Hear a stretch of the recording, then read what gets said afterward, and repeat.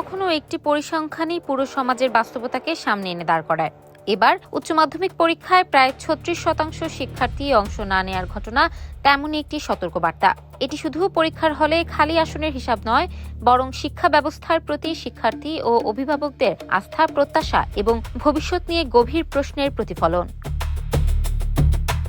এত বিপুল সংখ্যক শিক্ষার্থী কেন পরীক্ষায় বসলো না, এর উত্তর এক কথায় দেওয়া সম্ভব নয়। আর্থিক সংকট, মানসিক চাপ, বিকল্প ক্যারিয়ার ভাবনা কিংবা শিক্ষা ব্যবস্থার প্রতি অনাগ্রহ সবকিছুই এর সঙ্গে জড়িত থাকতে পারে। তবে সবচেয়ে গুরুত্বপূর্ণ বিষয় হলো আমরা এখনো প্রকৃত কারণগুলো জানার চেয়ে অনুমান করতেই বেশি ব্যস্ত। অথচ সমস্যার সমাধান শুরু হয় সমস্যাকে মন দিয়ে বোঝার মাধ্যমে।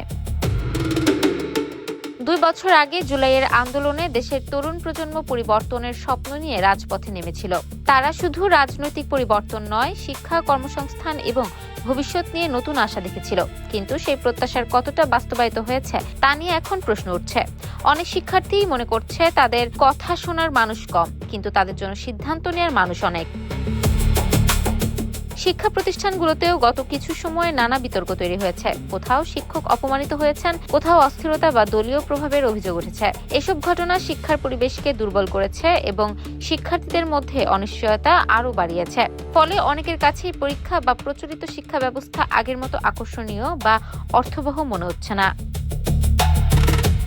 আজ রাষ্ট্রের সামনে অর্থনীতি, বৈদেশিক সম্পর্ক ও উন্নয়ন পরিকল্পনার মতো গুরুত্বপূর্ণ বিষয় রয়েছে। কিন্তু এসব পরিকল্পনার ভিত্তি যে শিক্ষিত ও দক্ষ মানব সম্পদ, সেটি ভুলে গেলে চলবে না। শিক্ষার্থীরা যদি শিক্ষা ও রাষ্ট্র দুটোর প্রতি আস্থা হারাতে শুরু করে, তাহলে উন্নয়নের বড় বড় লক্ষ্য কেবল কাগজেই সীমাবদ্ধ থাকবে।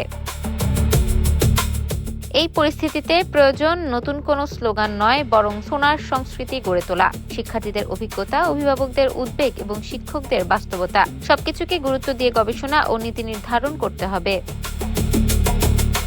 কারণ শিক্ষার সংকট কেবল একটি খাতের সংকট নয়, এটি দেশের ভবিষ্যতের সংকট। আর সেই ভবিষ্যৎ রক্ষা করতে হলে এখনই আত্মসমালোচনা, কার্যকর উদ্যোগ এবং শিক্ষার্থীদের প্রতি বিশ্বাস ফিরিয়ে আনার কাজ শুরু করতে হবে। ইফাত আর আইরিন, ক্যাম্পাস টাইমস।